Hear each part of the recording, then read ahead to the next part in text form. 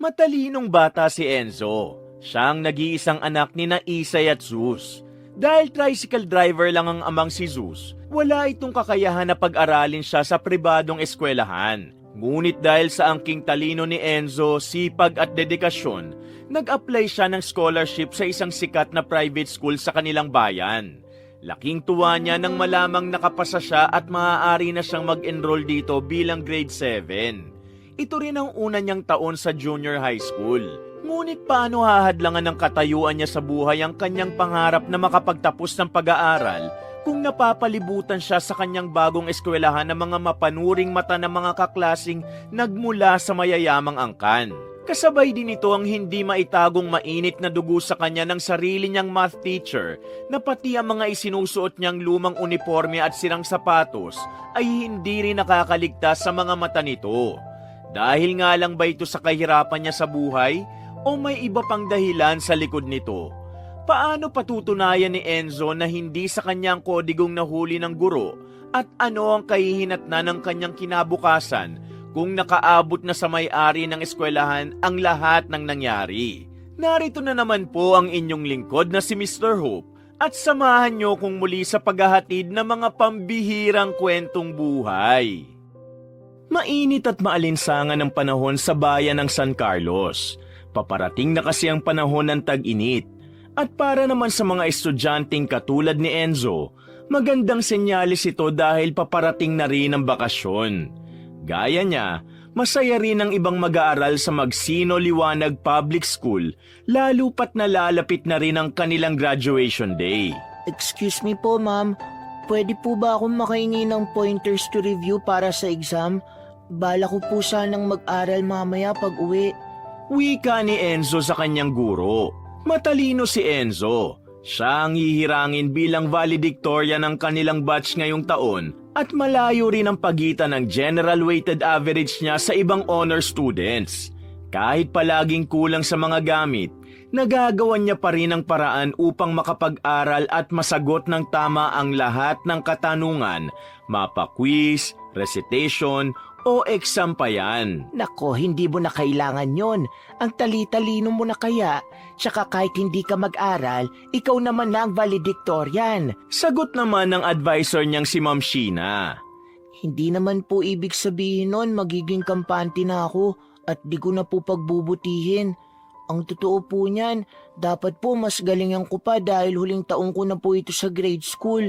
Paliwanag ng bata habang sinusulat ang pointers na binigay ng guro. Proud talaga ako na estudyante kita, Enzo. Alam mo ba yung St. Joseph Private School? Balita ko naghahanap sila ng mga students galing public school para sa scholarship offer nila. Mag-apply ka kaya? Saad ng kanyang guro. Naku ma'am, sigurado pong mayayaman lang ang kukunin nun. Isa pa, wala rin naman po akong koneksyon o kakilala sa paaralang yun eh. Tsaka masaya naman po ako rito ah. Walang bayad pero wala ring aircon. Biro ni Enzo. Ikaw talagang bata ka. Huwag ka mag-alala. Consent lang ng magulang mo ang kailangan ko. Tapos pwede na kitang ilakad dun sa kaibigan ko sa St. Joseph. Dagdag pa ng guro sabay tapik sa mga balikat niya. Sige po ma'am, susubukan ko pong magpaalam kina mama at papa. Nag-aalang ang sagot ni Enzo sa kanyang guro. Pagkaalis ng bata, agad nang tinawagan ni Sheena ang kaibigan niyang guro sa St. Joseph School para irekomenda ang estudyante niyang si Enzo. Pumayag naman ang kaibigan matapos makita ang magagandang marka ni Enzo sa paaralan. Maya-maya lang, sinundo na si Enzo ng kanyang amang si Zeus gamit ang tricycle na pinampapasada nito sa kanilang lugar. Yun ang pangunahing pinagkakakitaan ng kanilang pamilya para makaraos sa araw-araw habang ang kanyang ina naman na si Isay, isang cook sa bagong bukas lang na karinderya malapit sa kanilang bahay. Nak, kumain ka na ba? Lika, daan tayo sa karinderya para makita ka rin ng mama mo. Sige po papa. Masipag at maalaga ang mga magulang ni Enzo. Mahal na mahal siya ng mga ito at kahit pakapos sa buhay, handa silang gawin ang lahat para sa kanilang nag-iisang anak. Hindi nila hinahayaang magutom ang anak at paminsan kapag may sobrang kita, namamasyal silang pamilya. Pagkarating sa karinderya, sinalubong naman siya ng kanyang mama Isay. At dahil oras ng lunch break nito, sinabayan na rin nila sa pagkain. Mahal, anak. Buti naman at nandito na kayo. Pinaganda ako na kayo ng tirang sisig at kanin dito. Sabi ni boss, kanin na lang daw kesa masayang. O, di ba nakalibre pa tayo? Nagagalak na sabi ni Isay. Wow, mama, ang sarap naman po.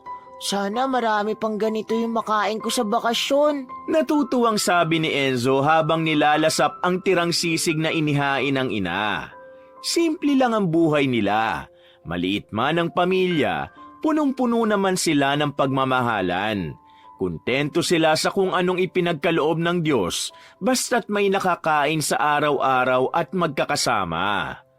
Makalipas ang ilang araw, dumating na ang araw ng graduation day ni Enzo. Pinaghandaan ito ng kanyang mga magulang dahil ang anak nila ang tatanggap ng pinakamaraming medalya, award at certificate. Bumili si Zeus ng mumurahing polo habang si Isay naman nakahiram ng magandang bestida sa kanyang katrabaho. Ano anak, ready ka na ba? Tanong ng ama. Opo, Papa. Excited na po ako umakyat sa stage kasama kayo ni Mama. Masayang sabi ni Enzo habang inaayos ang buhok sa harap ng salamin. Aba, mas excited kami. Biruin mo, anak ko lang naman ang pinakamatalinong grade 6 sa paaralan at may pinakapoging papa. Nakakatawang biro ni Zeus. Basta anak, lagi mong tatandaan ha. Gaano man karaming medalya o award pa yan, huwag lalaki ang ulo mo at manatili kang mapagkumbaba sa iba. Proud na proud si Mama sa'yo. Sambit ng ina sabay halik sa noo ng kanilang unika iho. Ilang saglit pa, sumakay na sila sa tricycle at pumunta sa paaralan dahil sa covered court nun gaganapin ang graduation ceremony. Malapit lang ang bahay nila sa paaralan kaya hindi sila natagalan at mabilis silang nakarating doon. Nang makarating, binabati ng ibang mag-aaral si Enzo dahil alam nilang siya ang tatanghaling valedictorian sa taong ito. Wala siyang ibang marinig mula sa mga ito at maging sa kanilang mga magulang kundi ang salitang congratulations. Pagkasuot ng toga at toga cap, pumunta na si Enzo sa pila na para lamang sa mga estudyanteng kabilang sa kanyang section kasama ang mga kaklase. Maya-maya pa, nagsimula na nga ang seremonya sa pamamagitan ng entry of colors at pagkanta ng pambansang awit. Isa-isa nang naglakad ang mga mag-aaral papunta sa kanilang upuan habang ang mga magulang ay patuloy lang sa pagkuha ng litrato sa isang banda. Pagkatapos nun ay nagsimula na rin ang pagtanggap ng mga estudyante sa kani-kanilang mga award at medalya. Habang pinapanood ni Enzo ang ibang bata na sabitan ng kanilang mga magulang, hindi na rin siya makapaghintay na siya naman ang umakyat sa entablado at tanggapin ang kanyang parangal. Habang nakaupo katabi ng ibang mga magulang, hindi naman maitago ang saya sa mga mata ni na Isay at Zeus dahil konting oras na lang sila naman ang magsasabit ng maraming medalya sa anak. Uy, Mare, pare, congrats ha. Galing naman ni Enzo, valedictorian.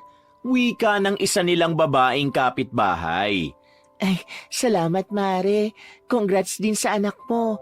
Ang sarap sa pakiramdam, hindi ba? Kapag alam mong hindi na pupunta sa wala ang pagod mo. Sambit ni Isay. Aba, oo naman. Yang anak ko rin kahit pa makulit yan at pasaway minsan, napakasipag din mag-aral. Kaya lalo pa namin pinagbubuti ng papa nila.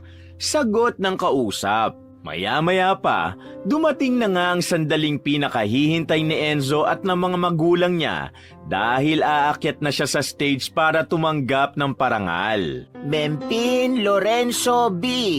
With high honors, Grade School Valedictorian for Academic Year 2024-2025. Pagbanggit ng advisor niya. At pag-akyat sa stage, inabot ng principal ang mga medalyang isasabit ng mga magulang ni Enzo sa kanya kasabay ang iba pa niyang award gaya ng Best in Math, English, Science, Filipino at marami pang iba. Hindi mapigilang maging emosyonal ni Isay dahil kailan may hindi naman nila pinressure ang anak na maging pinakamagaling sa lahat, ngunit ginagawa pa rin ni Enzo ang abot ng kanyang makakaya para gantihan ang mga sakripisyo ng kanyang mga magulang. Pagkatapos kamayan ng principal, may-ari ng paaralan at mayor, natanggap na nga ni Enzo ang mga award at certificate at nakasabit na sa leeg niya ang mahigit 10 medalya. Habang ang mga tao naman sa loob ng covered court ay nagsitayuan at nagpalakpakan para kay Enzo. Sa kabila ng maraming gantimpala, hindi naman nakalimutan ng batang magpasalamat sa kanyang mga kaklase at mga guro, lalong-lalo na sa advisor niyang si Ma'am Sheena. Makalipas ang ilang sandali, lumapit sa kanilang advisor para batiin din ang kanyang mga magulang. Ma'am, sir, congrats po. Napakagaling ng anak nyo. Hindi lang yan matalino dahil isa rin siya sa pinakamabait na estudyanteng nahawakan ko. Saad ni Ma'am Sheena sa mga magulang ni Enzo. Naku, maraming salamat po, ma'am. Salamat din sa inyo dahil hindi nyo pinababayaan si Enzo. Lagi po siyang determinadong mag-aral dahil sa mga turo at gabay nyo. Kinikwento niya po sa aming mag-asawa yun. Natutuwang sagot ni Isay. Opo nga ma'am, salamat na marami. Sigurado kaming pagbubutihin pa ni Enzo sa mga susunod na taon dahil maganda ang pamamalakad nyo rito sa Magsino Liwanag. Dagdag pa ni Zeus. Nako, sa talino niya deserve niyang mas magandang paaralan. Nabanggit niya na po ba sa inyo yung scholarship na sinasabi ko? Yung sa St. Joseph? Tanong ng guro. St. Joseph? Hindi po ba pribadong paaralan yon? Nagtatakang tanong ni Zeus. Opo. Nag-o-offer kasi sila ng scholarship para sa mga graduate na galing sa public school. Pinakita kong grades ni Enzo sa kanila at hindi naman po natagalan ng confirmation. Consent nyo na lang po ang kailangan at pwede nang i-enroll si Enzo doon. Paliwanag ni Ma'am Sheena. Ganun po ba? Naku, nakakatuwa naman. Grabe, sobra-sobra na po ang naitulong niyo sa anak namin.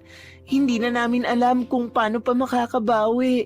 Salamat po, ma'am. Sige, tatawagan po namin kayo. Pagpapasalamat ng ina. Nang banggitin nito ni Ma'am Sheena, bigla namang napaatras si Zeus. Hindi dahil sa kung ano paman, kundi dahil sa takot na wala silang sapat na pantusto sa anak kapag pumasok siya sa pribadong paaralan. Ma'am, mawalang galang na po. Hindi ba puro anak mayaman ang mga nag-aaral doon? Mukhang hindi po yata namin matatanggap ang offer nyo dahil alam nyo naman, wala po kaming sapat na pera para doon. Mabilis na pagtanggi ni Zeus. Nagulat nga si Isay sa sagot ng asawa, sabay hawak sa kamay nito. Nako sir, wag po kayo mag-alala. Baon at mga gamit lang naman ni Enzo ang iintindihin nyo. Yung tuition niya mula grade 7 hanggang grade 10, iko-cover na ng school. Basta mame-maintain niya lang yung mataas na grade niya. Pangungumbinsi ng guro sabay paalam dahil kakausapin niya pa ang ibang mga magulang. Napatigil nga si Zeus sa sinabi ni Ma'am Sheena at habang tinititigan ng kanyang anak na nakikisalamuha sa kanyang mga kaklase, hindi niya maiwasang isipin kung dapat ba nilang tanggapin ng offer na yon. Para sa ama, karamihan sa mayayaman ay mga mata pobre, kaya ayaw niyang maranasan ng anak ang pagmamaliit na naranasan niya nung siya ay binata pa lamang. Hindi nagtagal, nagpaalam na sila ron at umalis na. Kumain sila sa labas bilang celebration ng graduation ni Enzo. Mapapansing tahimik ang ama habang hindi pa rin makapaniwala si Isay sa mga natanggap na parangal ng kanilang anak. Pagkarating sa isang fast food restaurant, saglit lang na ipinarada ni Zeus ang tricycle sa tapat at saka pumasok kasama ang kanyang mag-ina para umorder at makakain. Habang hinihintay ang kanilang order sa mesa, muli nilang napag-usapan ang tungkol sa scholarship na nabanggit ng kanyang guro. Mama, Papa, oo nga po pala. May sinasabi po sa akin si Ma'am Sheena tungkol sa scholarship offer ng St. Joseph Private School. Wala raw po tayong babayaran sa buong high school ko, basta pagbutihin ko lang po ang pag-aaral. Okay lang po ba sa inyo kung tanggapin ko yun? Nagbabaka sakaling tanong ng anak. Nak, alam mo, wala namang pinagkaiba yun sa eskwelahan mo ngayon eh.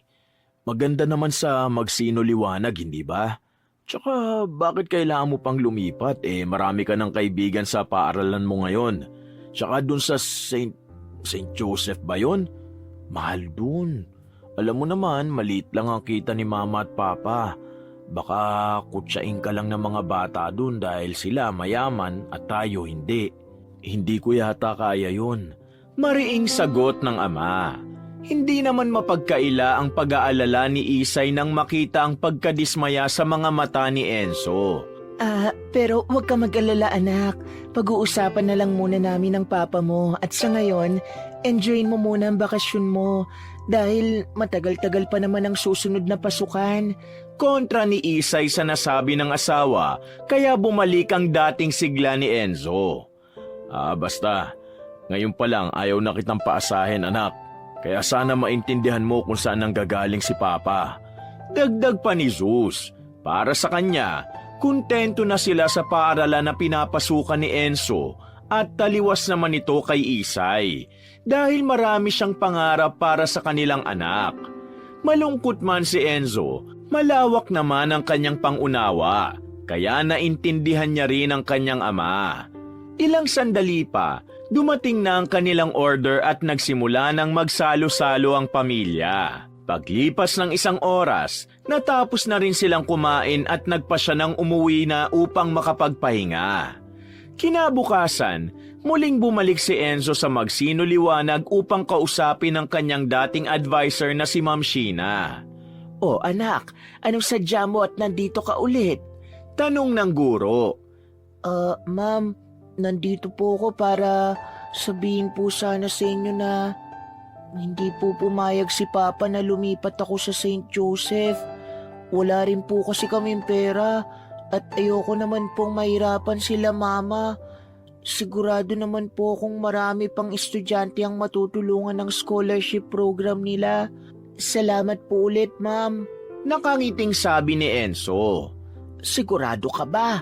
Naku nak, kung gusto mo ako ang kakausap sa magulang mo dahil magandang oportunidad yun. Para ka rin nag-aral ng libre pero mas maganda ang mga pasilidad doon at doon may aircon pa. Hindi ba yun ang pangarap mo? Pangungumbinsi ni Ma'am Sheena. Opo ma'am, pero okay na rin naman po ako sa school natin eh. Sige po, alis na po ako ulit. Bye-bye po. Pamamaalam ni Enzo. Pero nak, sandali. Hindi na nga natapos ni Ma'am Sheena ang sasabihin at mabilis nang umalis si Enzo. Malungkot man ay kailangan niyang respetuhin ang desisyon ng mga magulang ng bata. Ngunit hindi niya muna ito ipinaalam sa kanyang kaibigan dahil umaasa siya na baka magbago pa ang isip ng mag-asawa. Habang sinusulit ang bakasyon, abala naman si Enzo sa pagtulong sa kanyang ama na makakuha ng mga pasahero at patuloy pa rin ang kanyang ina sa pagiging kusinera. Isang gabi bago matulog, nagkaroon ng pagkakataong mag-usap sina Enzo at ang kanyang mama Isay dahil napansin siya nitong nakatulala habang nakadungaw sa bintana. Anak, patulog ka na ba? O ano bang iniisip mo? Parang ang lalim naman yata niyan. Wala po mama. Iniisip ko lang po. Ang swerte siguro ng mga batang mayaman no? Gaya ng mga bata sa St. Joseph. Wala silang iisipin kundi maglaro, matulog at kumain dahil mayaman na sila at lahat pwedeng bili ng pera. Sana po isang araw maging mayaman din ako tulad nila para mabili ko ang mga gusto ko at makapunta sa mga lugar na gusto kong puntahan. Pero sa ngayon, kontento naman po ako sa buhay natin. Siguro may mga bagay lang po talaga na hindi po natin makukuha agad-agad. Taimtim na sagot ng anak. Habang pinakikinggan si Enzo, parang dinudurog ang kanyang puso dahil alam niya kung gaano kagusto nito ang makapasok sa St. Joseph. Kahit malawak ang pangunawa ng anak, hindi naman maikakaila na malungkot pa rin ito dahil sa naging desisyon ng ama. Sige na anak. Wika ni Isay. Po, ano pong sige? Nagtataka si Enzo. Bukas na bukas tatawagan ko si Ma'am Sheena. Tatanggapin na natin yung scholarship offer sa'yo ng St. Joseph. Sambit ng ina sabay hawak sa ulo ng anak. Talaga po, Mama? Pero teka, paano po si Papa? Magkahalong tuwa at pangamba na sabi ni Enzo. Huwag mo nang isipin si Papa mo. Ako nang bahalang magsabi sa kanya. Basta sa ngayon, sikreto lang muna natin, ha? Bulong ni Isay sa kanyang pinakamamahal na anak. Kita nga sa mukha ni Enzo ang kasiyahan sa pagpayag ng kanyang ina. Ngunit kasabay nito, natatakot siya sa magiging reaksyon ng amang si Zeus.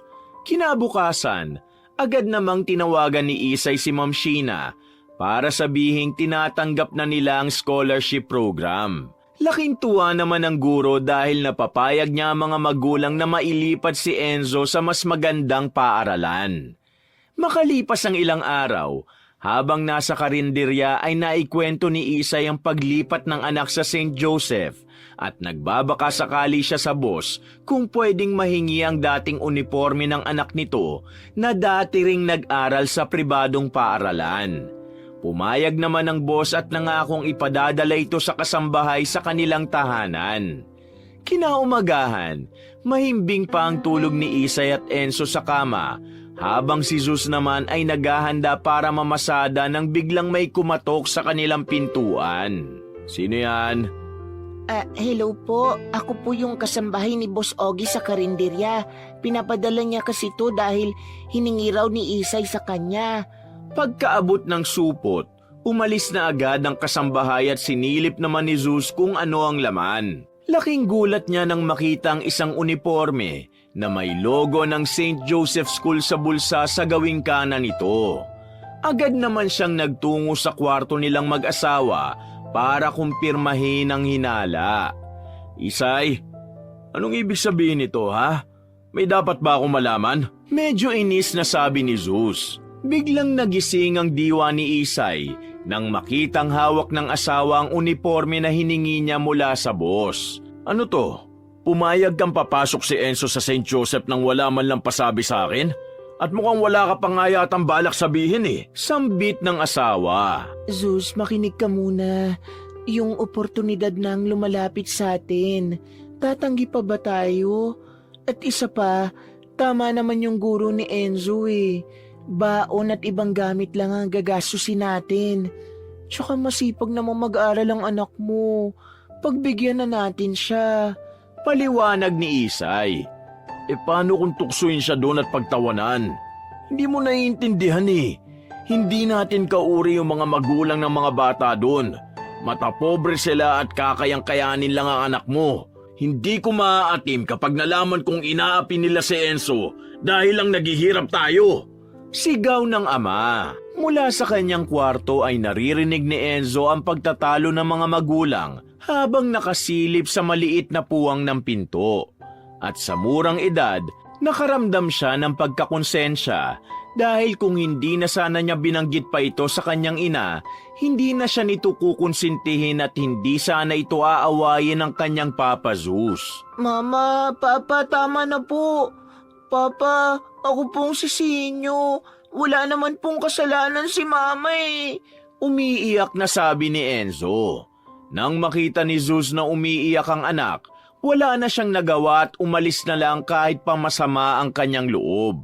Dahil doon, pansamantalang hindi umiimik si Zeus sa kanyang mag-ina. Tuwing uuwi siya galing sa pamamasada, diretso kain lang siya pagkatapos ay natutulog na. Isang hapon pagka-uwi mula sa karinderya, nagmumuni-muni lang si Isay at iniisip kung paano siya mapapatawad ng asawa. Hindi niya naman maiwasang balikan ang mga naging karanasan nila noong siya ay dalaga pa lamang. Marami na silang pinagdaanang mag-asawa. Ngunit para kay Isay, wala nang masihirap pa noong mga panahong kinailangan niyang ipaglaban sa kanyang magulang ang pagmamahala nila ni Zeus kahit patutol ang mga ito sa relasyon nilang dalawa. 15 taon ang nakakaraan, si Isay o mas kilala bilang Isadora ay anak na nanggaling sa mayamang angkan dahil maraming negosyong naipatayo ang kanyang mga magulang nung siya'y dalaga pa lamang.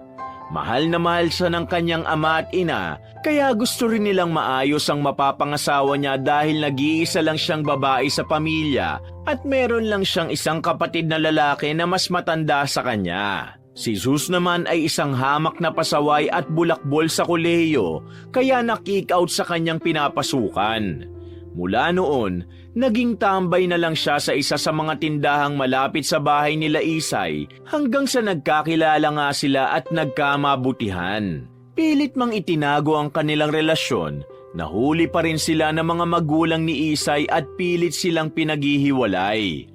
Ayaw ng mga magulang ng dalaga na mapunta siya sa isang lalaking walang pangarap sa buhay, ngunit tuluyan ang napaibig si Isay hanggang sa pumayag siyang makipagtanan kay Zeus at magtungo sa probinsya ng ama ng binata para hindi sila mahanap.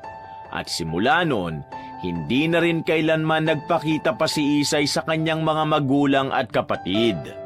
Lahat ng ito ay naging parte na ng mga mapapait na alaala ni Isay hanggang sa dumating ang biyaya ng Diyos sa kanila na si Enzo. Dahil sa mga naalalang yon, pumatak na ang luha ni Isay nang bigla siyang lapitan ng kanyang anak at pinunasan ng luha sa kanyang mga mata. Mama, wag na po kayong umiyak. Pwede naman po natin hindi na lang ituloy ang pagpasok ko sa St. Joseph eh. Ayoko pong nakikita na magkagalit kayo ni Papa. Pagsusumamo ng anak. Anak, ano ka ba? Naka-oo na ako kay Ma'am Sheena. Pasasaan ba tuho pa rin ang galit ng Papa mo? Maghintay lang tayo at lalambot din ang puso nun. Sagot ni Isay sabay halik sa noo ni Enzo.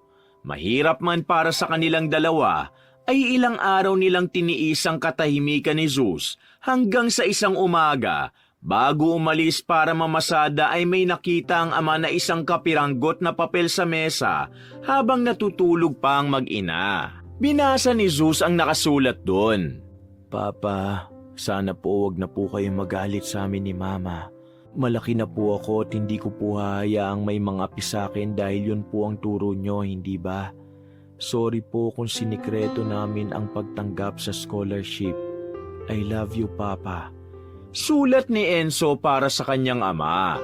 Nang mabasa yun ni Zeus, para bang nanlambot ang kanyang puso dahil hindi niya rin naman gustong hindi sila nag-uusap-usap sa bahay.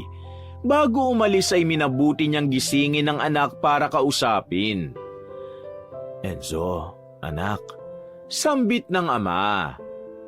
Papa, kinakausap niyo na po ako. Tanong ng anak na kagigising pa lamang at nagkakamot pa ng mata. Gusto ko lang sabihin sa'yo na proud ako sa'yo at mahal na mahal kita. Basta huwag ka matatakot magsumbong sa akin pag may nang api sa'yo doon, ha? Uupakan yun ni Papa para sa'yo. Biro ni Zeus habang niyayakap ang anak. Ibig po bang sabihin, pumapayag na po kayong mag-aral ako sa St. Joseph? Paglilinaw ni Enzo. Oo anak, nagtampo lang naman si Papa nitong mga nakaraang araw dahil pakiramdam ko, naglihim kayo ni Mama sa akin eh. Patawarin mo na si Papa. Paliwanag pa ng ama. Hindi na nga nagsalita pa si Enzo sa labis na kasiyahan at yumakap na agad ng mahigpit sa kanyang Papa Zeus habang nakasilip naman si Isay mula sa pinto at pinanonood ang mag-ama na magkaayos hanggang sa pinasama na siya para magyakap silang tatlo. Simula ng araw na yun, bumalik na sa dating sigla ang pamilya at mas naging matatag pa sila matapos malampasan ang problema at masayang sinulit ang bakasyon ni Enzo nang magkakasama. Matapos makumpirma ang enrollment ni Enzo, nagsimula na rin ang bata na ipunin ang mga natirang gamit niya nung nakaraang pasukan habang ang mama at papa niya naman ay nag-iipon para kahit papano mabilhan siya ng maayos na bag para sa darating na pasukan. Makalipas ang 2 buwan, nagsimula na ang unang araw ng pasukan sa St. Joseph Private School. Maagang bumangon si Enzo dahil sa labis na excitement na kanyang nararamdaman. O ano anak, handa ka na ba sa unang araw ng pasukan? Tanong ni Isay. Opo ma, sana marami po akong maging bagong kaibigan at gustong gusto ko na po makita ang bago kong eskwela. Masayang sabi ng anak. Basta anak ha, yung mga biling ko sa'yo. Pag may umaway sa'yo, sasabihin mo agad sa akin. Paalala naman ng kanyang Papa Zeus. Tumango na lang si Enzo sabay suot ng kanyang ID at humalik sa kanyang ina dahil ihahatid na siya ni Zeus sa bagong paaralan. Ilang saglit pa, umalis na nga mag-ama gamit ang tricycle ni Zeus at dahil malapit lang din naman ang paaralan, mabilis lang silang nakarating doon. Pagbaba ni Enzo mula sa tricycle ng ama, bumungad sa kanya ang nakakapanibagong lugar na malayong malayo sa dati niyang paaralan. Malaki, maraming pasilidad at isang mataas na gusali. Nakita niya rin na marami ang estudyanteng bumaba galing sa kani-kanilang magagarang sasakyan. Ilang saglit pa, nagpaalam na siya sa kanyang ama at nagsimula ng pumasok sa loob upang hanapin ang kanyang classroom. Habang pinagmamasdan ng paligid, hindi maiwasan ni Enzo ang mamangha sa kanyang mga nakikita dahil hindi niya kailanman inisip na makakapasok siya sa ganito kagandang paaralan sa hirap ng buhay nila. Pakiramdam niya, maswerte siya dahil isa siya sa mga nabigyan ng ganito kagandang oportunidad. Nang makarating siya sa ikalawang palapag, doon nakita niya na ang seksyon na kanyang kinabibilangan. Nahihiya man ang binatilyo, kumatok muna siya bago pumasok. Yes? Are you a new student? Tanong ni Ma'am Vanji, ang advisor at math teacher ng kanilang section. Good morning po, ma'am. Yes po. Sagot ni Enzo sa bagong guro. Pinapasok naman siya agad ni Ma'am Vanji, ngunit habang naglalakad patungo sa kanyang upuan sa bandang harapan, pinagtitinginan siya ng kanyang mga kaklase. Ang iba ay nagbubulungan pa nang makita ang uniforme niyang makutim at ang logo na halos maglaho na kahit unang araw pa lang naman ang klase. Maya-maya pa ay naupo na siya at tahimik na nakinig sa mga paalala ng guro tungkol sa mga school and classroom policies na dapat nilang sundin bilang mga mag-aaral. Good morning, grade 7, section A. Of course, first day of class wouldn't be complete if we don't introduce ourselves to one another, right? So I'll go first. My name is Evangeline Tobias. You can call me Ma'am Vanji. Ako magiging advisor nyo at math teacher nyo sa school year na to. Pagpapakilala ni Vanji sa mga estudyante sabay nagkwento tungkol sa kanyang buhay. Now, gusto ko naman kayong makilala. So, to introduce yourself, state your name and occupation of parents, and how did you get here in St. Joseph? Let's do it in alphabetical order. Dagdag pa ng class advisor. Hindi nagtagal, nagsimula na nga magpakilala ang bawat mag-aaral. Habang pinakikinggan ni Enzo ang mga kaklase, namangha siya sa mga trabaho ng kanilang magulang at karamihan pa sa mga ito ay nakapasok dahil sa koneksyon na meron ng pamilya. May anak ng engineer, negosyante, doktor at vice mayor. Ganun pa man, wala namang ikinakahiya si Enzo sa pinagkakakitaan ng kanyang mga magulang dahil marangal naman ang trabaho ng mga ito. Dumating na nga ang oras na si Enzo naman na magpapakilala, kaya kahit medyo nanganga pa ay tumayo siya agad. Good morning po sa lahat. Hello Ma'am Vanji, hello classmates. My name is Lorenzo B. Mempin. You can call me Enzo. My parents are Zeus and Isadora Mempin, tricycle driver and cook in a cafeteria. Nakapasok po ako rito dahil sa scholarship grant. Matipid na sagot ng binatilyo. Nang marinig siya ng ibang kaklase, palihim na nagtawanan nito dahil doon nila nakumpirma kung bakit gano'n ang uniforme at sapatos na suot ni Enzo. Habang si Ma'am Vanji naman, biglang napatahimik dahil sa kanyang narinig. Can you repeat what you said?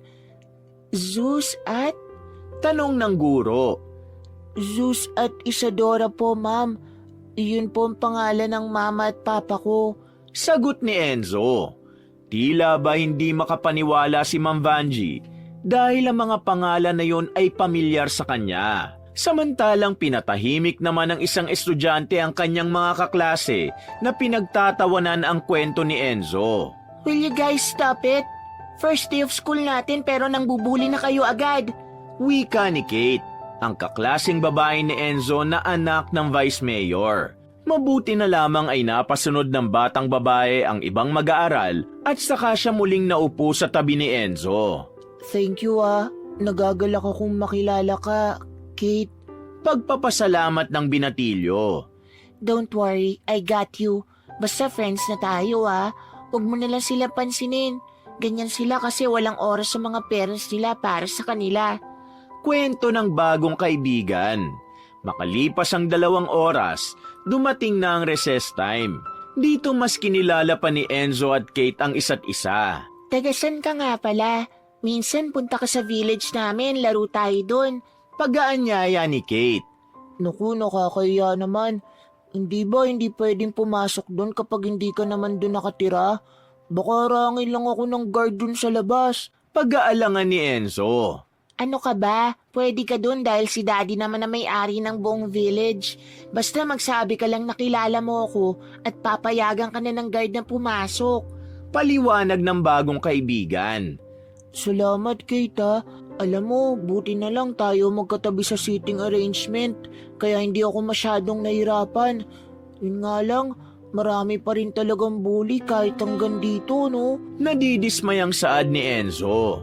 Hayaan mo sila, ganyan lang talaga yung iba rito dahil feeling superior sila porkit matataas ang posisyon ng parents nila. Isipin mo na lang hanggat wala kang tinatapakan tao, wala kang dapat ikahiya kahit na ano pang antas mo sa buhay. Payo ni Kate. Mula noong mga sandaling yun ay mas naging matatag na ang pagkakaibigan ng dalawa. Palagi silang magkasama dahil parehong-pareho ang mga pananaw nila sa buhay. Namamangha si Enzo kay Kate dahil kahit pa anak ito ng Vice Mayor, hindi niya ginamit kahit kailan ang dahilan na yun para pagtawanan at maliitin ang iba. Gaya niya, nagfo-focus din ito sa pag-aaral dahil pareho silang nag-i-aim na maging with honor sa first quarter.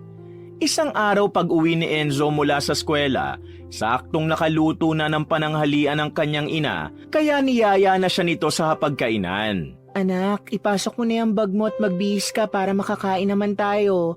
Namimiss ka na ni mama Kwentuhan mo naman ako. Paglalambing ng ina. Sige po mama, sorry po masyado lang po maraming pinapagawa ang advisor ko. Kaya minsan pagod na po ako pag umuuwi. Paliwanag ni Enzo sa ina sabay pasok ng gamit at nagbihis na rin bago mananghalian. Maya-maya pa, lumabas na rin siya at nagsimulang magdasal para makakain sila ng kanyang mama Isay. Kumusta ang mga unang linggo mo sa St. Joseph? Napapansin ko na halos hindi ka na natutulog. Pag pumupunta ka sa school, puro aral ang inaatupag mo. Hanggang sa pag-uwi mo rito sa bahay, ganun din. Baka mamaya magkasakit ka niyan, anak ko. Paalala ni Isay. Hindi po mama, first quarter po kasi kaya binibigay ko po talaga ang lahat ng makakaya ko para maging with honors ngayon lalo pat bago na ang paaralan ko. Siyempre ayoko naman po maging kampante dahil inaalagaan ko rin po ang scholarship na binigay sa akin. Huwag na po kayo mag-alala dahil lagi naman po akong umiinom ng vitamins na pinapainom ni Papa kaya kayang-kaya ko po yun. Saad ni Enzo habang nilalasap ang malinamnam na lutong ulam ng kanyang ina. Marami ka na bang kaibigan? Nagtatakang tanong ni Isay. Hindi ko naman po kailangan ng maraming kaibigan Pero si Kate po, siya ang pinakamalapit sa akin sa classroom namin. Napakabait po niya, mama. Mayaman sila ng pamilya niya dahil vice mayor ang papa niya. Pero hindi po siya mayabang. Ang totoo nga po niyan, iniimbita niya po ako dun sa village nila para maglaro raw kami minsan. Masayang kwento ng binatilyo. Nako, nakakatuwa naman kung ganon. Sigurado akong matutuwa rin ang papa mo sa mga kwento mo kapag nalaman niyang maayos ang kalagayan mo sa St. Joseph. Ikwento mo sa kanya yan pag uwi niya galing sa pasada. Di bale anak, simula pa lang naman yan at marami ka pang magiging kaibigan. Dagdag pa ng kanyang ina. Pagkatapos kumain ay dumiretso na si Enzo sa kanyang kwarto at nagsimula ng magbuklat ng mga libro at notebook at natutuwa naman ang kanyang inang si Isay habang pinanonood ang anak na nagpupursigi sa pag-aaral nito. Pakiramdam niya, hindi lang siya swerte sa masipag na asawa kundi pati na rin sa matalino, mabait at responsableng anak na gaya ni Enzo. Hindi man sila pinalad sa buhay sa kasalukuyan, bawing-bawi naman ang lahat ng pagod ng kanyang katawan tuwing masasaksihan ang pagiging pursigido ng kanyang mag-ama. Dumaan ang ilang araw at halos pareho lang ang routine ni Enzo sa tuwing araw ng pasok. Papalapit na rin ang quarterly exam kaya mas nadadagdagan pa ang kanyang mga gawain. Manghang-mangha sa kanya hindi lamang ang ibang mga guro, kundi pati na rin si Kate sa pagiging likas niyang matalino at halos ma-perfect niya ang lahat ng seatwork, quiz at recitation. Ngunit sa kabila ng lahat ng yun, napapansin niya naman ang pagiging mailap sa kanya ng advisor niyang si Ma'am Vanji. Isang araw, pasahan na ng kanilang individual portfolio sa subject na math na magsisilbi nilang project. Ilang araw itong pinagpagura ni Enzo at maaga niya ring natapos kaya nagkaroon pa siya ng oras na tulungan ng kaibigang si Kate. Pagkarating sa classroom, dala-dala ni Enzo ang folder na naglalaman ng kanyang portfolio at kasamang pinasa ito sa mga folder ng kanyang mga kaklase. Kinabukasan, binalik na ni Ma'am Vanji ang mga folder sa buong klase at ang pinagtataka niya ay tanging siya lamang ang walang natanggap pabalik. Agad siyang lumapit sa guro para linawin ang mga pangyayari. Excuse me po, ma'am. Wala po akong natanggap na folder ng portfolio. Naiwan po ba sa inyo? Tanong ni Enzo. Anong naiwan? Wala ka talagang matatanggap dahil wala ka namang pinasa.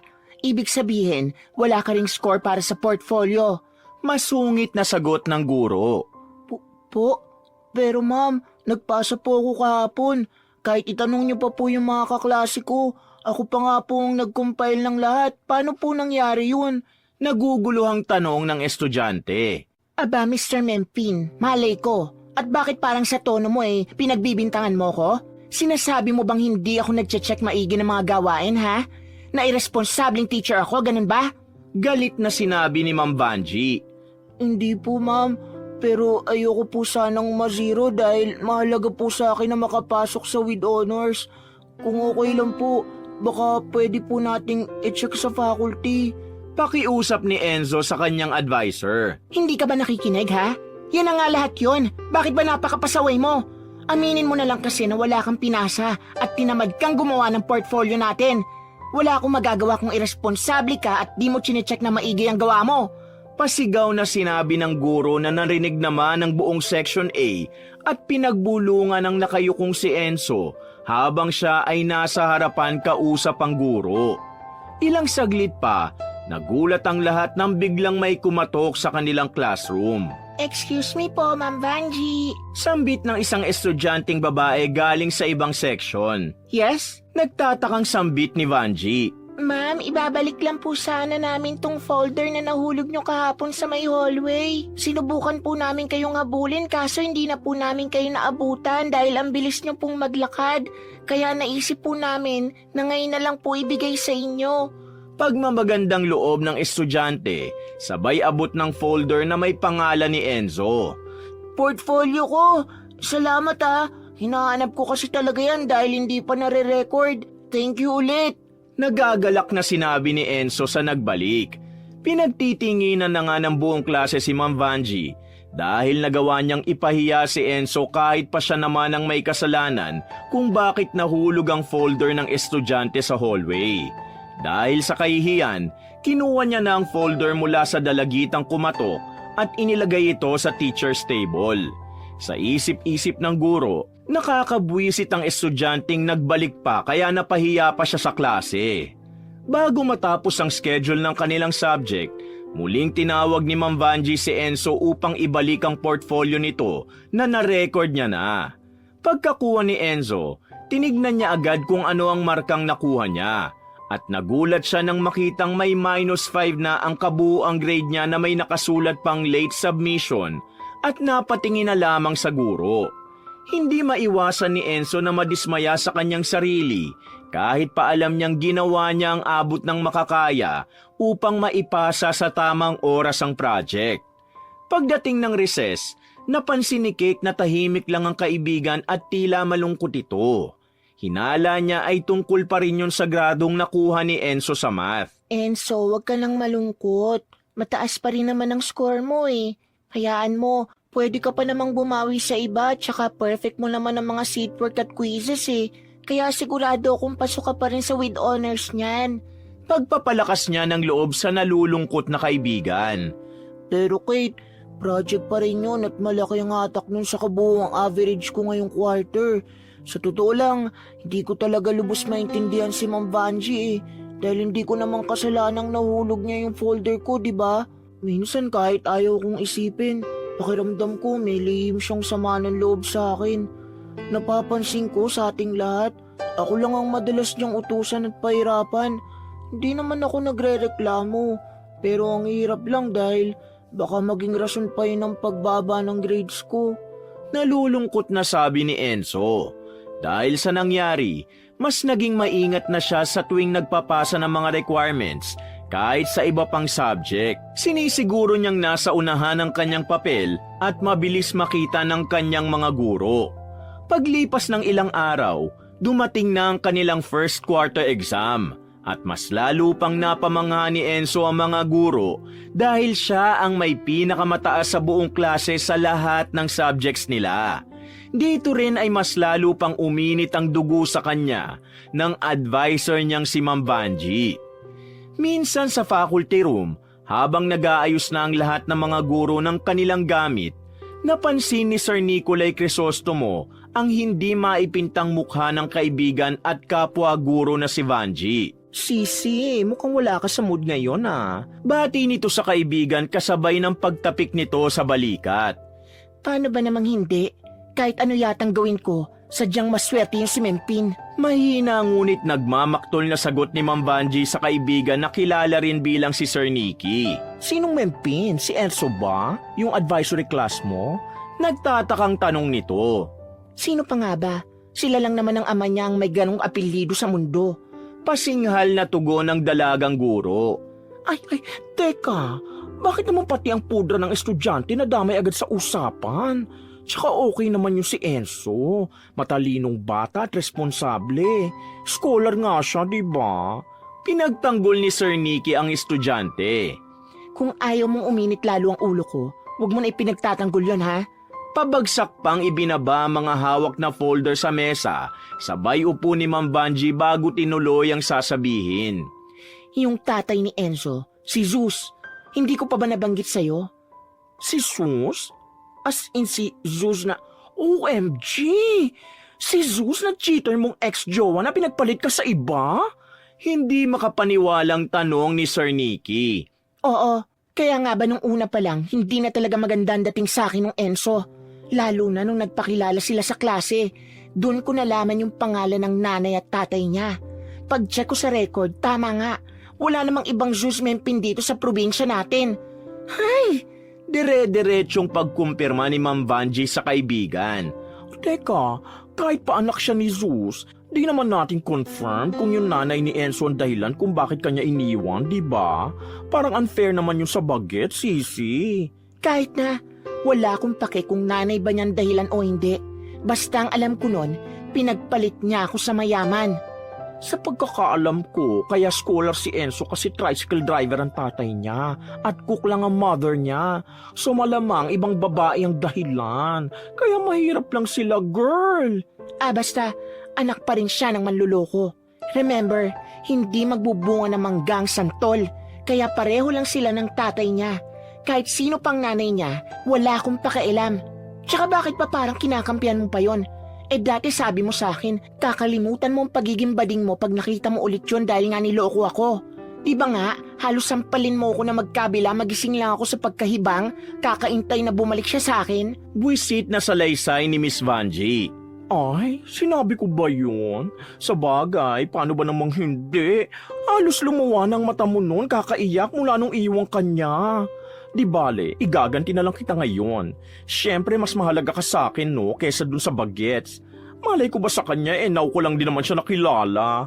Pagpapakalma ni Sir Nicky sa kaibigan kasabay ng malakas na tawa. Kinabukasan, sa science class ni Sir Nicky, hindi na nga nag-aksaya pa ng oras ang guro para iganti ang kaibigan sa anak ng walang muwang nilang estudyante. Class, keep all your notes and we'll have a graded recitation. Bungad dito sa klase pagkatapos mag-check ng attendance.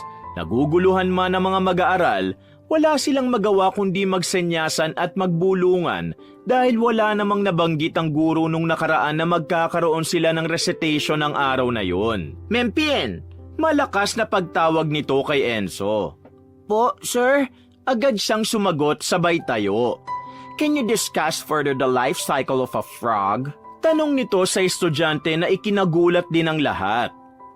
Sir? Pagtatakang tanong ni Enzo. What, sir? Don't tell me you don't know. I reminded everybody last time to do advanced reading for our next lesson. Bulyaw nito na mas lalong ikinagulat ni Enzo at ng buong klase. Sir, the life cycle of a frog, also known as metamorphosis, involves 4 stages. Frogs begin as eggs. Agad na pagbawi ni Enzo nang makitang galit si Sir Nicky. Ngunit hindi pa man siya nakakatapos magsalita, agad din siyang pinutol nito. Never mind. Obviously, hindi ka prepared. Everybody, just get 1/4 sheet of paper and we'll have a surprise quiz. Napailing na lang si Enzo at napaupo at sinunod ang sinabi ng guro, habang ang mga kaklase naman niya ay nagkakamot ng ulo habang kumukuha rin ng papel para sa sinabing quiz ng kanilang science teacher. Matapos ang quiz, agad din tsinika ng mga papel. Inutusan lang ni Sir Nicolay Crisostomo na magpalitan ng papel ang magkakatabi para mas mabilis matsika ng mga ito habang ibinibigay niya ang mga tamang sagot. Nang matapos mabilang ang lahat ng score, inutusan niya ang mga estudyante na ibalik na sa may-ari ang mga natsikang papel. Laking gulat ng guro nang isa-isahin niyang hingi ng mga papel simula sa may pinakamataas na nakuhang marka. Anyone who got perfect score? Tanong nito habang nagliligpit na ng mga gamit niya sa mesa. No one? Dugtong pa niya. Sir? Mahihinang sagot ni Enzo sabay lapit sa guro para iabot ang papel niya. Napakunot naman ang noo ni Sir Nicky nang makitang tumayo si Enzo at takang-taka siya na naka-perfect pa rin ito kahit surprise quiz ang binigay niya. How about the others? Those who got 19? Tanong niya ulit matapos pahablot na kunin ang papel na inaabot ni Enzo na hindi man lang niya binati sa score na nakuha nito. 18, 17, 16, 15? Sunod-sunod nitong tanong habang may mangilang-ilang lumalapit para iabot ang papel nila. Okay, the rest, pass your papers. Puro mga pasang-awa na kayo. Matapos makolekta lahat ng papel, agad na itong tumayo at umalis. Hindi naman naiwasan ng mga estudyanteng magbulong-bulungan pagkaalis ng guro, maging sila Kate at Enzo. Grabe naman si Sir Nicky. Meron ba siya ngayon? Pabirong sabi ni Kate kay Enzo na tulala lang at nakayuko. Ha? Wala sa wisyong sagot ni Enzo sa kaibigan. Napansin mo ba? Parang ang init ng ulo ni Sir Nicky kanina. Oo nga eh. Tapos, ako pang napagdiskitan. Malamyang sagot niya sa kaibigan. I know, right? Parang ang lume-level na siya kay Ma'am Vanjie. Nakaismid na sagot naman ni Kate. Ewan ko ba, bakit lagi na lang sa akin mainit ang ulo ng teachers natin? Nung una naman, hindi ganun sa akin si Sir Nicky.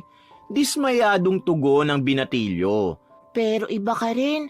Wala pa nga sa lessons natin yung tanong ni Sir pero nasagot mo.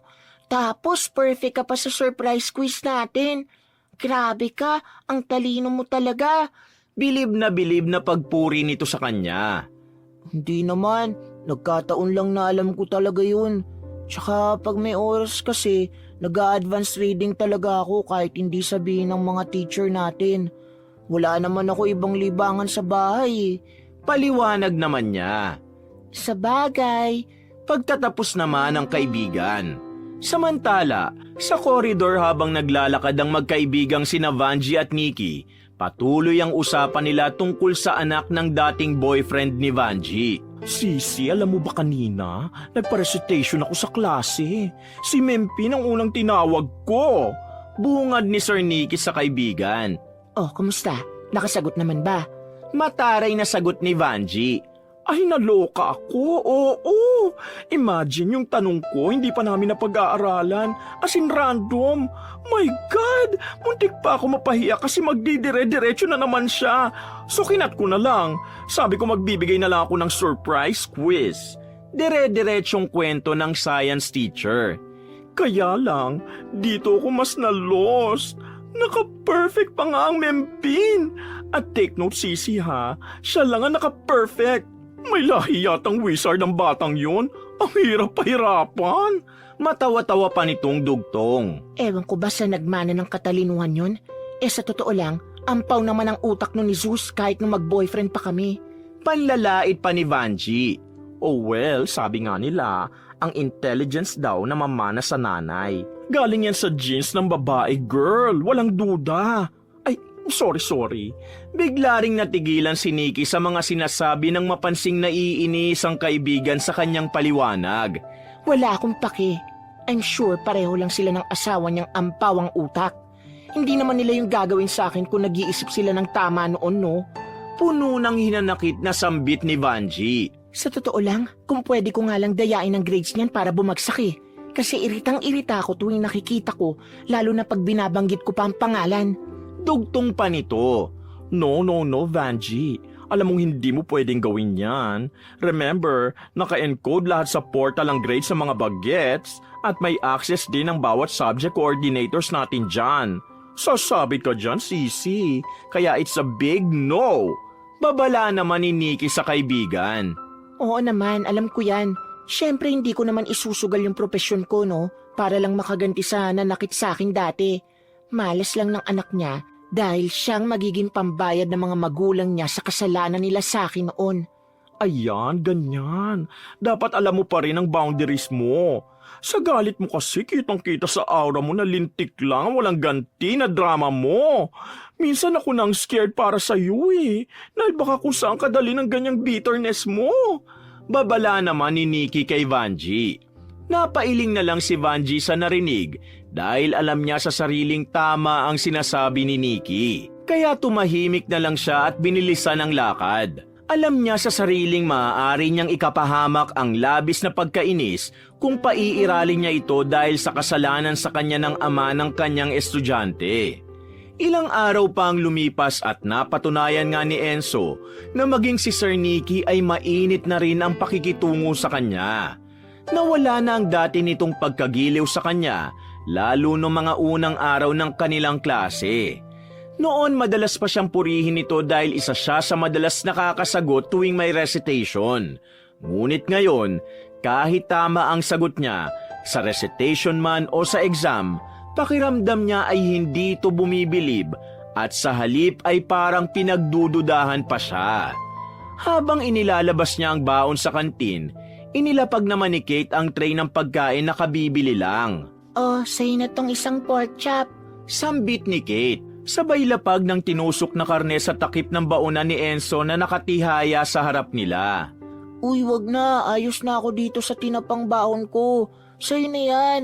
Ililipat pa sana ulit ni Enzo ang pork chop sa plato ni Kate, ngunit pinigilan siya nito. Sige na, sa'yo na yan. Para naman matikman mo na matabang ang timpla nila dito niyan. Pagbibiro pa ng kaibigan sa kanya at sabay silang nagtawanan. Kate, thank you ah. Buti na lang palagi kang nandyan. Kahit paano, nakakangiti pa rin ako. Panimula niya sa kaibigan habang kumakain. Uy, ang drama mo. Parang pork chop lang, biglang nasa Korean novela na tayo. Muling pagbibiro nito sa kanya. Hindi, seryoso nga.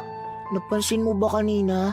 Si Sir Nicky, pagpasok pa lang ng classroom, ang sama na agad ng tingin sa akin. Tapos, inutusan pa akong kunin yung naiwan niyang gamit sa faculty. Pagbalik ko, may quiz agad tungkol sa diniscuss niya nung wala ako. Buti na lang, nakasagot pa rin ako.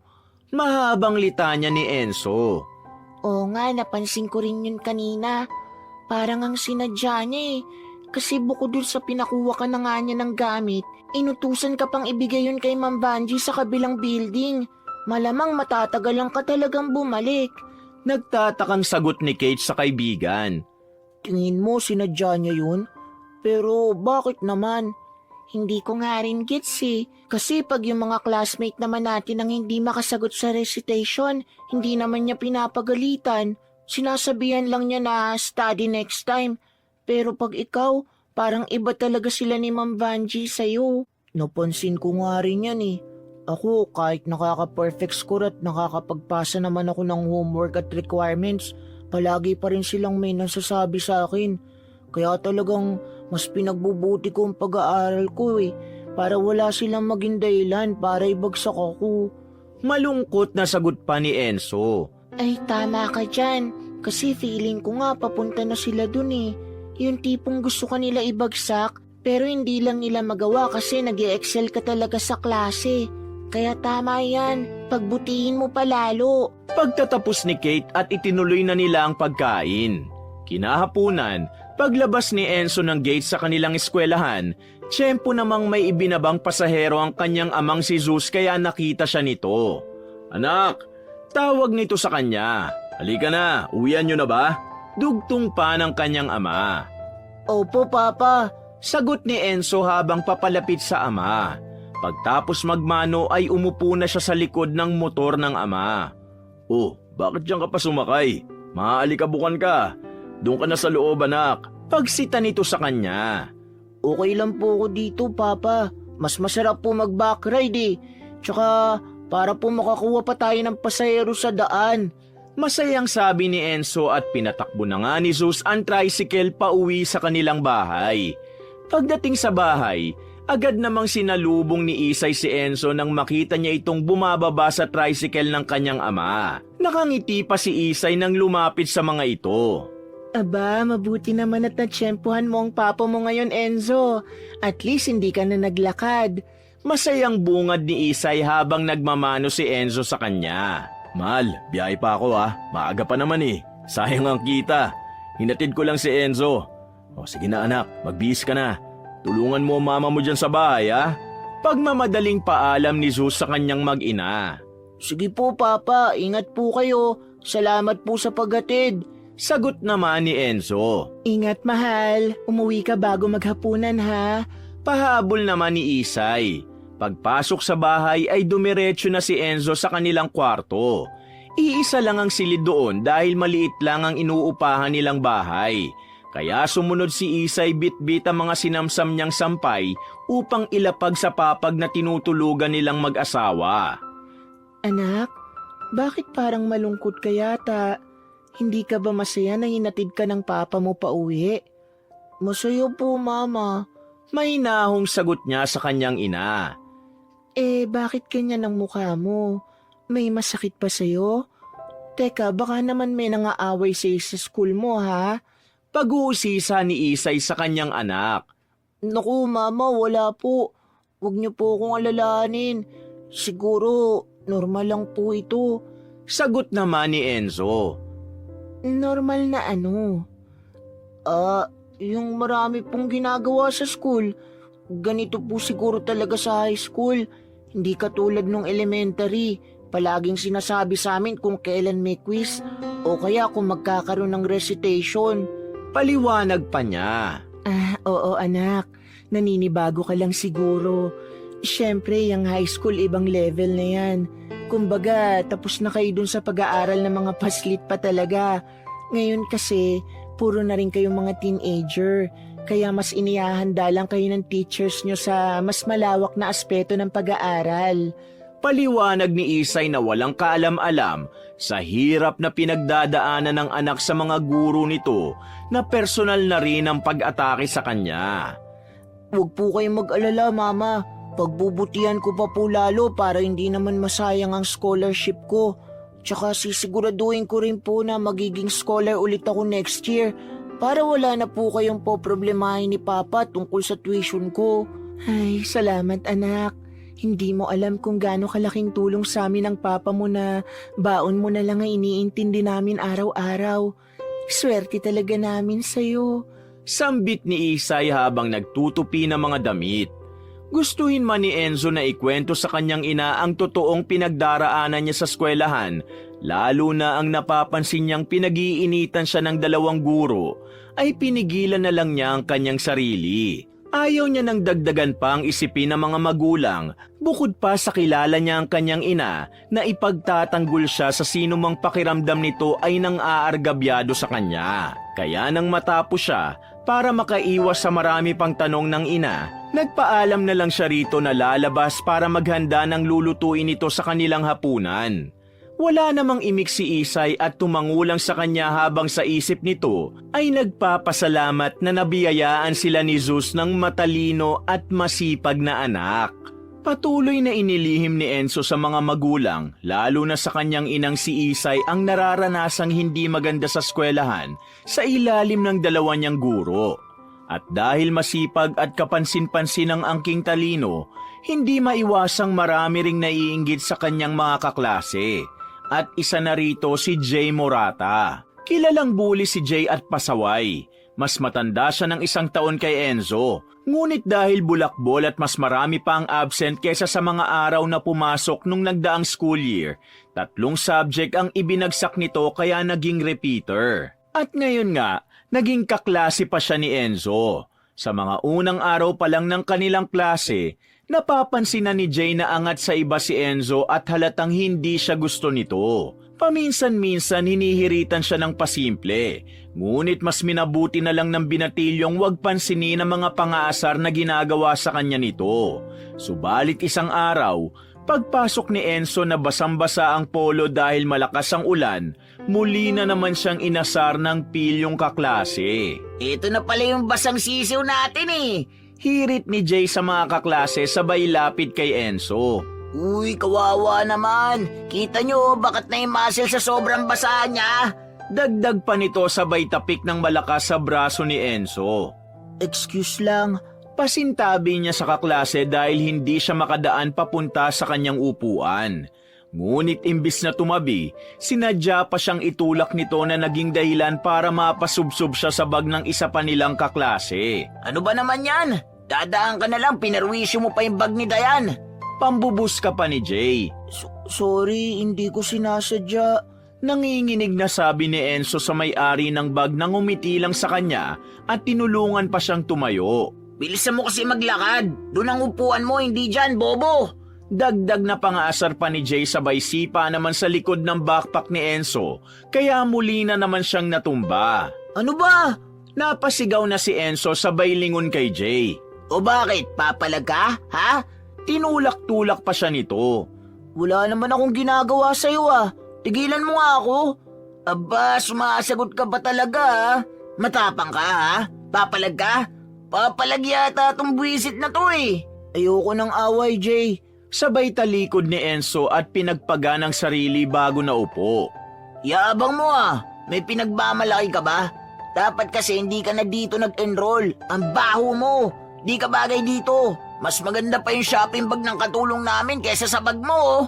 Panlalait pa nito kaya nagtawanan na ang iba pa nilang kaklase. Mabuti na lang at pumasok na si Miss Vanji, kaya agad nagpulasan sina Jay at ang mga kaibigan niyang nakapalibot na kay Enzo. Swerte mo, may araw ka rin sa akin. Bulong pa ni Jay kay Enzo sabay pisil sa ilong niya. Akala ni Enzo ay tapos na ang panggugulo ni Jay sa kanya. Pagdating sa kantin, agad silang naghanap ni Kate ng mesang pupwestuhan. Nang makahanap na sila ng mauupuan, nagpaalam muna si Kate kay Enzo na bibili muna sandali ng lunch nito. Tumangulang si Enzo, tapos ay nagsimula na itong ilabas ang lalagyan ng ice cream na nagsilbi niyang baunan. Lingid sa kaalaman ng binatilyo, kanina pa pala siya pinagmamasdan ni Jay mula sa kinauupuan nito. Agad lumapit ang pilyong kaklase kay Enzo at muli na namang pinagdiskitahan ito. Wow, sana all may baong ice cream pag lunch. Bati ni Jay sa kanya. Hindi naman pinansin ni Enzo ang pangungutya nito at tinuloy na ilabas at buksan ang baon. Pagtanggal ng takip ng baunan, agad umalingasaw ang amoy ng pritong tuyo na ibinaon sa kanya ng kanyang mama Isay. Magsisimula na sana siyang himayin ang ulam nang bigla itong agawin ni Jay. Kailan pa nagkatuyo flavor ang ice cream? Sa lakas ng boses ni Jay, nakatawag agad ito ng atensyon ng iba pang mga estudyante sa kantin. Hindi pa ito nakontento. Iwinagayway pa ang kapirasong isda habang naglalakad na kala mo nasa parada. Napuno ng tawanan ng buong kantin habang si Enzo naman ay namumula na sa kahihiyan. Tatayo na sana siya para kunin ang baon kay Jay nang makita niyang hinablot ni Kate ang ulam at saka inilapag sa plato ng kanin nito na nasa tray, tapos ay agad na naglakad ng mabilis papunta sa kanyang direksyon. Ikaw pa kay lamera ka talaga no? Bulyaw ni Jay kay Kate. May gusto ka ba sa patay gutom na yan at lagi ka na lang to the rescue? Dugtong pa nito. Pakialam mo. Singhal lang ng dalagita sa pilyong kaklase. Akin na nga yan. Sabay tinangka ulit nitong hablutin ang tuyong nakapatong sa plato. Dahil iiwas sana si Kate, natapon ng tuluyan ng pagkain kasama ng kanin ni Kate. O kita mo na, kasalanan mo yan ha. Hindi ako nagtapon yan. Paninisi pa nito kay Kate. Sa inis ni Kate, nilingon niya si Jay at hindi na siya nakapagpigil na pagbantaan nito. Akala mo siguro lahat dito kakayan-kayanan mo lang no? Sigaw nito sa kaklase na natulala dahil sa lakas ng boses niya. Sino bang pinagmamalaki mo? Bukas na bukas, papupuntahin ko ang daddy ko rito para ireklamo kang buwisit ka sa chairman on discipline sa office. Buong tapang nasigaw ulit ni Kate. Natulala naman si Jay na parang natauhan nang may bumulong sa kanyang anak ng vice mayor ng bayan nila si Kate. Agad rumihistro sa utak nito na wala siyang laban dito, kaya nalaglag na lang ang pangahabang nakanganga at hindi nakapagsalita. Kate, hayaan mo na yan. Lika na. Pag-aaya ni Enzo sa kaibigan. Anong hayaan? Nawiwili na yung bully na yan eh. Tingnan ko lang ang tapang niya pag sinumbong ko siya sa daddy ko. Buong tapang na sagot ni Kate. Huwag na natin palakihin to. Tara na, balik na tayo sa classroom. Pamimilit pa niya sa kaibigan. Hindi, maupo ka dyan. Hati na lang tayo dito sa ulam ko. Madami naman ang serving eh. Tapos hati na lang tayo sa kanin mo. Alok nito kay Enzo. Wala namang nagawa si Enzo kundi sundin na lang ang kaibigan dahil nakakunot na ang noo nito. Kaya dahan-dahan siyang umupo at sinimulang salina ng kanin ng plato ni Kate. Tara na, kain na tayo. May nangyaya nito kay Kate. Dahil dito, mas lalong tumibay ang pagkakaibigan ng dalawa. Halos hindi na sila mapaghiwalay at kahit saan ay palagi silang nakikitang magkasama. Minsan habang naglalakad si Kate, napadaan ito sa pasilyo kung saan bibihira ang may dumaraan nang may marinig siyang nag-uusap. Ayaw man sana niyang pakinggan, ngunit naulinigan niya ang pangalan ni Enzo na binanggit, kaya sadya siyang nagtago sa isang poste na kunwari ay may tinitingnan sa ibaba. Hindi ko na alam kung hanggang kailan ako tatagal na makita yung si Enzo. Inis na sambit ni Miss Vanji. Ano ka ba? Ilang buwan na lang naman matatapos ng school year. Hayaan mo na, sisi. Sagot naman ni Sir Nicky. Kaya lang apektado ng mental health ko. Tuwing nakikita ko siya o naririnig ang pangalan niya, lalo na yung last name niya, tumataas talaga ang dugo ko. Bumabalik sa akin lahat ng panluloko noon ng tatay niya sa akin. Dire-diretsyong hinaing ni Vanji sa kaibigan na kapwa guro. Ano ka ba yung boses mo? Baka may makarinig sa'yo. Shh! Pagsita ni Nicky kay Vanji. Nanlaki naman ang mga mata ni Kate sa narinig. Ngunit hindi pa rin siya umalis at patuloy lang na nakikinig. Sisi, huwag ka magagalit ha. Alam mo minsan nagigilty na rin ako eh. Kasi wala namang kasalanan si Enzo sa akin. Tsaka sa totoo lang, mabait siyang bata. Napalaki siya ng tama. Pangungumbinsi nito sa kaibigan. Anong ibig sabihin yan? Umaatras ka na, ganon? Masungit na singhal ni Vanji. O, kita mo yan. Ang init na agad ng ulo mo. Relax ka lang. Ang sa akin lang naman, baka pwedeng hinay-hinay din tayo. Buti nga hindi tayo nirereklamo ng bagets. Paliwanag pa nito. Eh anong gagawin ko? Kahit anong pilit kong kalimutan, hindi ko magawa. Nakita mo naman kung paano ako nag-move on sa panluloko sa akin ni Zeus. Halos ikamatay ko pa nga, di ba? Oo naman, saksi ako sa kagagahan mo noon. Kaya nga, malay ko ba na after all these years, magiging estudyante ko pang anak niya? Hay, at advisory class ko pa. Palitan pa ng dalawang guro na hindi napapansin si Kate mula sa kinatatayuan nito. Nang mapansin ng dalagitang nagsimula na ulit maglakad ang dalawang guro, agad na rin siyang naglakad palayo. Sa isip niya, naguguluhan siya kung sasabihin ba niya sa kaibigan ng natuklasan kung bakit gano'n na lang ang init ng dugo ng mga guro nila sa kanya. Lumipas sa mga araw at hindi pa rin makapagdesisyon si Kate kung ipagtatapat ba niya kay Enzo ang mga narinig mula kina Ma'am Vanjie at Sir Nicky. Ngunit nang si Enzo na mismo ang makapansin ng pagkabalisa nito, wala na rin itong nagawa kundi ang magkwento. Kate! Uy, Kate! Tawag ni Enzo sa kaibigan na sinabayan pa nito ng pagpitik ng daliri sa tapat ng mukha ni Kate. Ha? Ano yun? Pagulat na sagot naman ito. Kanina ka pa tulala dyan eh. Ano ba nangyayari sa'yo? Wala. May iniisip lang ako.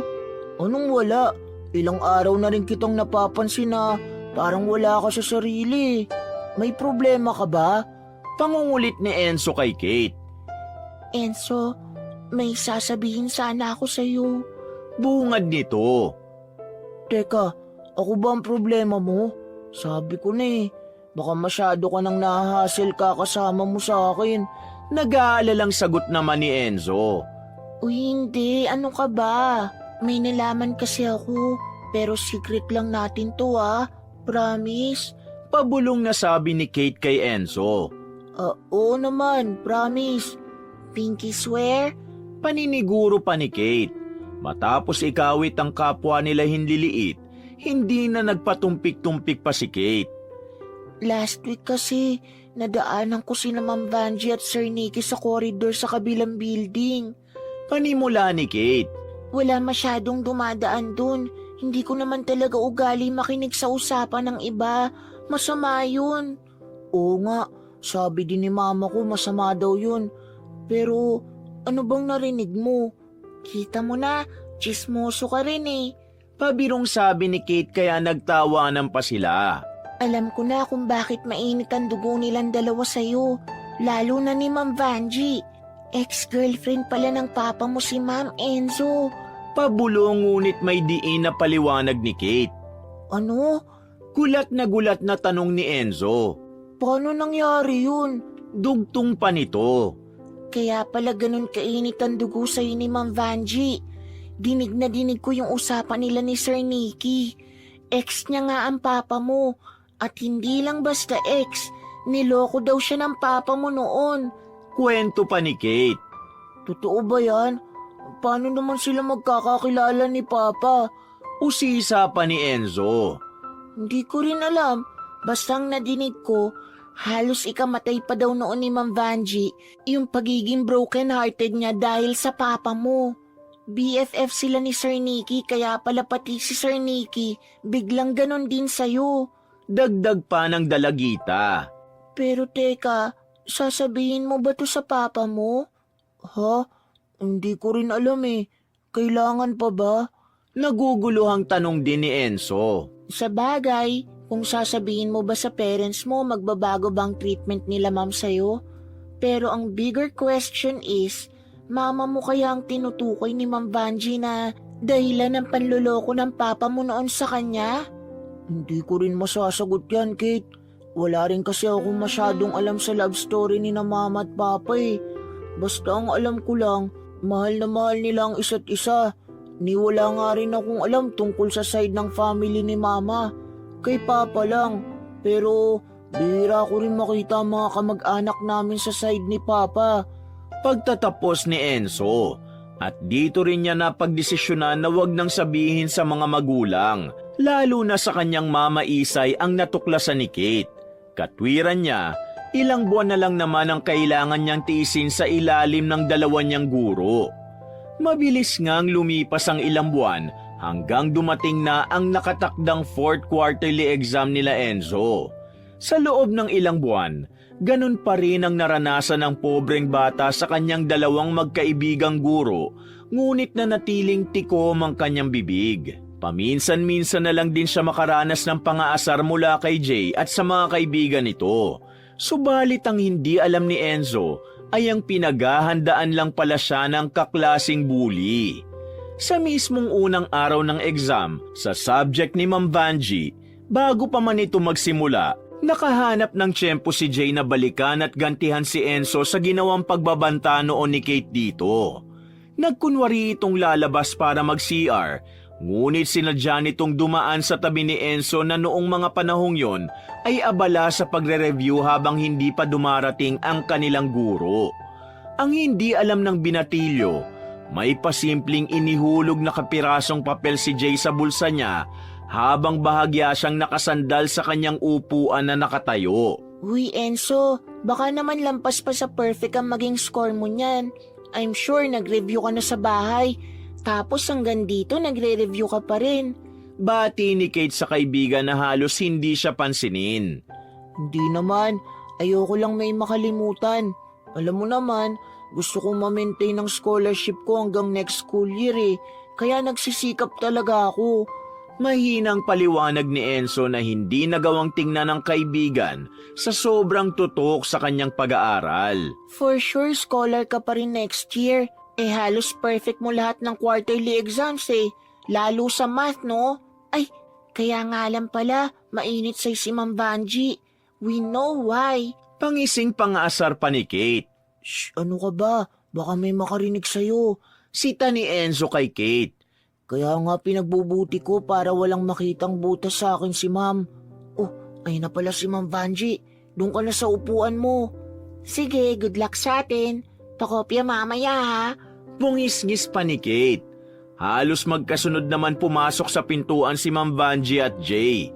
Kaya nagmamadali na rin itong bumalik sa kanyang upuan na may nakakalokong ngiti habang nakatitig kina Enzo at Kate. Good morning, class. One seat apart ha. Alam nyo na yan. I hope you reviewed our lessons well. Last quarterly exam na to kaya wag nyo na akong pahirapang mag-compute ng grades nyo. Bungad ni Miss Vanjie sa kanyang klase. Keep your notes. We'll start in 5 minutes. Paalala pa ng guro sa lahat. Isa-isa nang itinago ng mga mag-aaralang kanilang mga reviewer. Ilang sandali pa, binigyan na ni Ma'am Vanjie ng questionnaire ang mga estudyante. You can start once you have your questionnaire. You can only use one clean paper for your formulas. Am I clear? Sabay-sabay na sumagot ng pagsang-ayon ng buong klase. Nang magsimula na ang exam, tahimik na nagmamasid si Ma'am Vanjie habang naglalakad paikot sa classroom. Habang sumasagot sa exam, sa hindi inaasahang pagkakataon, ay biglang nabahing si Enzo kaya dinukot niya ang kanyang panyo sa bulsa. Napalingon naman sa kanya si Ma'am Vanjie na nagkataong nasa bandang likod niya. Saktong paglingon ni Ma'am Vanjie, may nahulog na maliit na papel mula sa bulsa ni Enzo. Kaya agad itong lumapit sa binatilyo. Hindi nakalampas sa paningin nito ang kapirasong papel sa sahig sa tabi ni Enzo. Kaya dinampot niya ito. Napalingon naman sa kanya si Enzo ngunit agad din itong ibinalik ang tingin sa kanyang test paper. Pagbuklat ng papel, nanlaki naman ang mga mata ni Ma'am Vanjie at kumunot ang noo nito. Sabay bulyaw kay Enzo. What's the meaning of this, Mr. Mempin? Nagulat ang lahat sa sigaw ni Ma'am Vanjie, kaya napalingon ang mga estudyante sa direksyon nito. Ma'am? Sagot ni Enzo sa guro. Nangungodi ko ka sa exam ko? Kaya ba madalas ka maka-perfect score? Galit na pamamahiya nito kay Enzo. Ma'am, hindi po sa akin yan. Pagtanggi naman niya. Anong hindi? Kitang-kita ko na nahulog to dyan sa bulsa mo. Kunwari ka pandudukot ng panyo.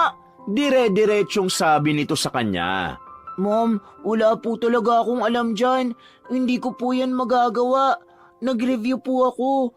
Kahit minsan hindi ko po nagawang mangodi ko. Paliwanag ni Enzo sa guro. Gagawin mo pa akong sinungaling? Kayo, nakita niyong dinampot ko to sa tabi niya, hindi ba?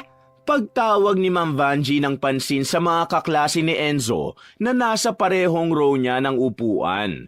Tumangulang ang mga estudyante habang ang iba naman walang kibo.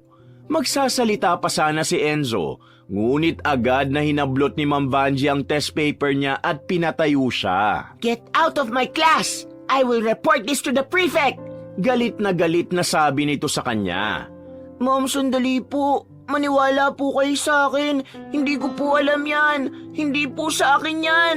Get out now! Ipapatawag ko rin ang parents mo sa principal's office. Doon ka nalang magpaliwanag. Pagputol ni Ma'am Vanjie sa mga gusto pang sabihin ni Enzo. Gusto pa sanang magpaliwanag ni Enzo, ngunit pakiramdam niya ay nahusgahan na ang buo niyang pagkatao dahil sa kasalanang hindi naman niya ginawa. Kaya tahimik niyang kinuha ang bag at mangiyak-ngiyak na marahang naglakad palabas ng classroom. Awang-awa namang nakatingin si Kate sa kaibigan, habang sa isang sulok ay nakangisi naman si Jay. O kayo, baka may gusto pang sumunod kay Mr. Mempi na lumabas. Kung may bala kayong mandaya sa klase ko tulad niya, make sure na hindi ko kayo mahuhuli.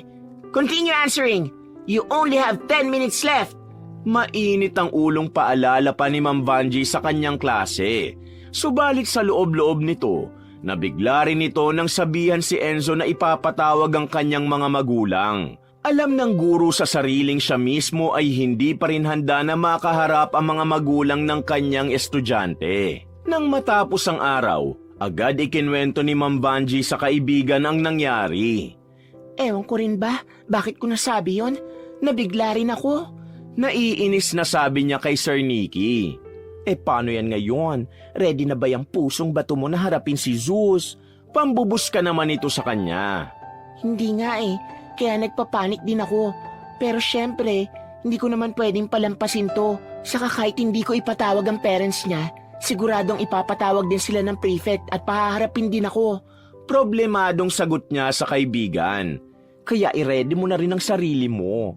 Hindi lang kay Zeus, pati na rin sa babaeng ipinalit niya sa'yo. Ay sorry, hindi pa nga pala tayo sure doon. Babala naman ni Sir Nicky sa kanya. Bakit ako maganda?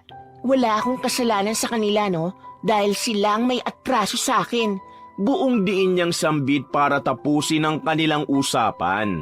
Natapos ang araw ng pagsusulit. Nakapag-exam man si Enzo sa iba pang subjects at kumpiyansang makakapasa siya sa mga ito, hindi pa rin maalis sa kanyang alalahanin ang nangyari sa math subject ni Ma'am Vanjie. Alam niya sa sarili niyang wala siyang kasalanan, ngunit alam din niyang kailangan niyang magpaliwanag sa prefect lalo na sa principal's office dahil isa ang cheating o pandaraya sa grounds for suspension. Bukod pa rito, alam din niyang posibleng makaapekto ang pangyayaring ito sa scholarship grant niya mula sa St. Joseph School. Anak, kumusta ang exam mo? Bati ni Isay sa anak pagpasok nito sa kanilang pinto. Okay naman po, Ma. Malungkot na sagot ni Enzo. Oh, bakit malungkot ka? Hindi ka ba nakasagot ng tama sa exam mo? Ilang araw na kitang nakikitang nagre-review Pagpuna pa ng kanyang ina. Mama, may problema po ako. May nangyari po kanina habang nag-e-exam kami sa math. At tuluyan ang bumagsak ang kanyang mga luha. Nang mahimasmasan, ikinwento niya sa kanyang ina ang lahat ng nangyari habang nakayakap ito sa kanya. Subalit buong tapang siyang pinanigan nito dahil alam nitong hindi niya magagawang mandaya. Nang dumating ang araw na ipinatawag nga ang mga magulang ni Enzo sa opisina ng prefect, si Isay lamang ang nagpunta dahil hindi na nito pinasama ang asawang si Zeus. Katwiran niya, kayang-kaya niyang ipagtanggol ang kanilang anak. Pabor din naman ito sa kanyang mister dahil nangihinayang ito sa kikitain sa pamamasada kung sasama pa siya sa meeting sa eskwelahan ng anak. Good morning po, Mrs. Mempin.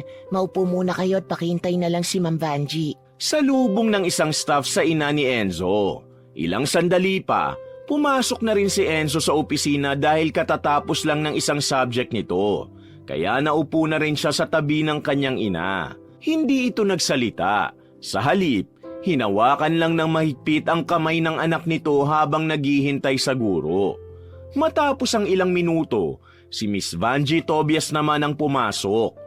Wala itong imik ngunit tinignan mula ulo hanggang paa ang nanay ni Enzo nang tumayo ito para bumati sa kanya. Good morning po, ma'am. Ako po ang mama ni Lorenzo Mempin. Isadora Mempin po. Nakangiting bati ni Isay sa guro kahit pa ilang na ilang nang mapansin ang ginawang pagtitig sa kanya nito. Samantalang si Enzo naman ay tumayo at tumangulang nang makita ang guro. Sinenyasan lang sila nito na muling maupo. Siguro naman nasabi na sa inyo ng anak nyo kung sino ako, Mrs. Bungad ni Ma'am Vanjie. And I assume you've read the letter from the prefect regarding your son's serious offense. That's why you are being summoned today with him. Direktang payag nito sa ginang. Yes, ma'am.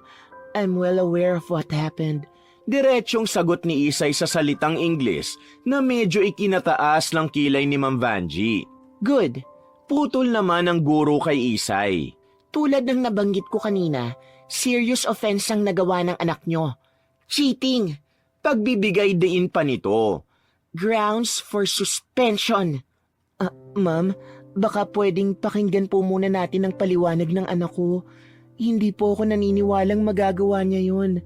Mabait na bata si Enzo. Hindi po namin siya pinalaki ng papa niya na mapanlamang sa kapwa.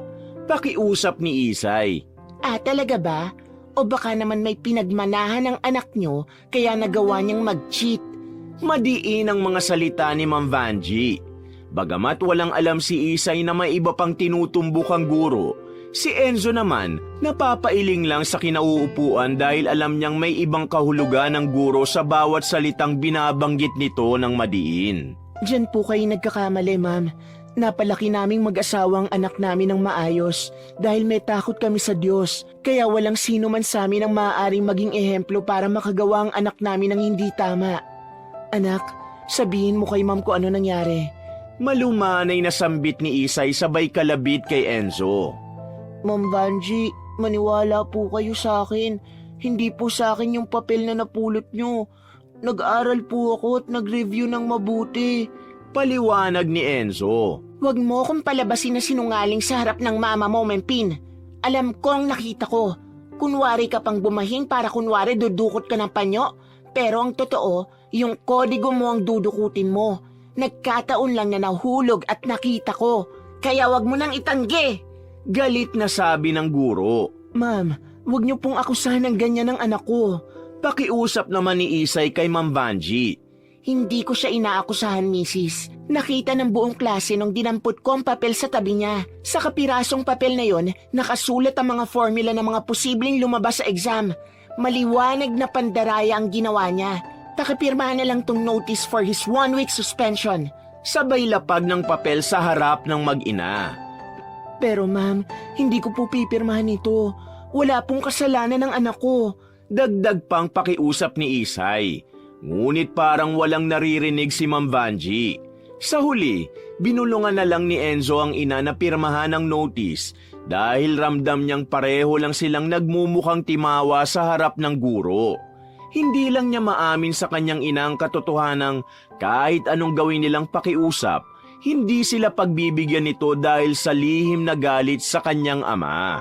Tatanggi pa sana si Isay, ngunit nang makita niyang nangingilid na rin ang luha ng anak, kinuha na niyang ballpen sa dalang bag at pinirmahan ang papel. You may go. Ito lamang ang tanging nasambit ni Ma'am Vanjie matapos kunin ang notice sabay talikod sa mag-ina at tuluyan ang lumabas ng silid. Matapos nun, nagpaalam na rin si Enzo sa kanyang ina na babalik na siya sa kanyang klase para tapusin ang mga natitira pa nilang subjects. Tumango lamang si Isay at marahan na ring tumayo at lumabas para umuwi. Naiiling na lang si Enzo habang naglalakad pabalik ng kanyang silid. Alam niya sa sariling maaaring makaapekto ang nangyari sa inaasahan niya sanang scholarship grant sa susunod na school year. Samantala, sa ikatlong araw ng pagpataw ng suspension kay Enzo, habang naglalakad si Kate sa koridor papunta sa kabilang building, narinig nito ang pamilyar na boses. Si Jay, kakwentuhan ng mga barkada nito at alam agad ng dalagitang si Enzo ang pinag-uusapan ng mga ito. Malinaw niyang narinig kung paano pagtawanan ni Jay si Enzo at ibinibida ang kalokohang ginawa nito sa kanyang kaibigan. Akala siguro ng Enzo na yun tapos na ako sa kanya eh. Ingot din talaga. Sabay halakhak ng malakas. Akalain nyo, ni hindi napansin na may hinulog ako sa bulsa ng pantalon niya? O edi ngayon suspended siya? Pagmamayabang pa nito sa mga kasama. Ibig sabihin sa'yo talaga galing yung kodigo na nahuli ni Ma'am Banji kay Enzo? Tanong ng isa pang barkadang lalaki habang nakaakbay sa kanya. Oo, sinulatan ko yun ng mga formula na galing sa pointers natin para sa exam. Para siguradong wala siyang kawala. O kita mo, nung nakita ni Ma'am Banji, alam agad niyang kodigo. At umalingaw-ngaw ang halakhakan na magbabarkada na tuluyang ikinainis ni Kate. Hoy Jay, Biglang sigaw ni Kate. ang sama mo talaga. Ikaw pala naglagay ng kodigo sa bulsa ni Enzo. Galit pang dugtong nito. Ikaw na naman, wala ka rin kadala-dala no?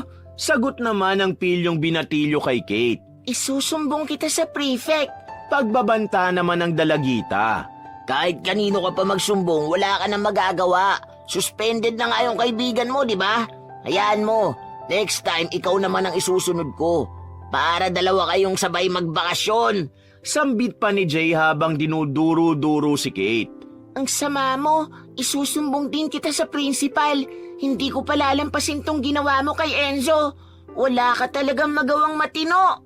Papaalis na sana si Kate para dumiretso sa opisina ng principal nang bigla siyang hilahin ni Jay. Hoy, saan ka pupunta? Halika rito! At hindi pa nga ito nakontento. Itinulak pa ang dalagita kaya napaupo ito sa sahig. Sa gulat ni Kate sa ginawa sa kanya ni Jay, wala siyang nagawa kundi umiyak habang nakaupo sa sahig. Nagulat na lamang siya nang may biglang mag-abot sa kanya ng panyo at inalalayan siyang tumayo. Hoy, sino ka? Bakit nakikialam ka rito? Sigaw ni Jay sa may edad na babae na umaalalay kay Kate. Hayaan mo siya dyan! Dugtong pa nito. Mukhang hindi mo nga ako kilala, iho. May nahong sagot ng ginang kay Jay. Hindi bale, makikilala mo rin ako kapag ipinatawag ko ang mga magulang mo. Halika na, iha. Sumama ka sa akin doon sa opisina. Baling naman ito kay Kate. Naiwan namang nagtataka si Jay at ang mga kaibigan nito kung sino nga ba ang babaeng tumulong kay Kate. Nang makarating na ang dalagita at ang matanda sa tapat ng principal's office, isinama siya nito sa isa pang silid sa tabi noon. Pagpasok sa loob, doon nakita ni Kate na nakasabit sa pader ang malaking larawan ng babaeng tumulong sa kanya at sa bandang ibaba nito ay nakasulat ang pangalan kasunod ang titulong founder. Hindi nakaimik ang dalagita sa pagkamangha na ang nagmagandang loob pala sa kanya ay ang mismong may-ari ng kanilang eskwelahan. Kaya agad siyang tumungo rito para magbigay galang. Thank you po sa pagtulong sa akin kanina, ma'am. Salamat din po dito sa panyo nyo. Sabay abot ng mamasa-masapang panyo dahil sa kanyang mga luha na ipinahi dito. You're welcome, iha. By the way, I'm Mrs. Evelyn Samartino. And yes, you've read it right. I'm the founder and owner of this school. Okay ka na ba? Mahinahong sambit ng kaharap na tinapik pa ang kanyang balikat. Opo. Thank you po. Nahihiya namang sagot ni Kate. Have a seat. Utos nito sa kanya sabay nagtungo rin at naupo sa swivel chair sa kabilang bahagi ng mesa nito. Now tell me, ano bang nangyari kanina? At sino yung mga lalaking yon?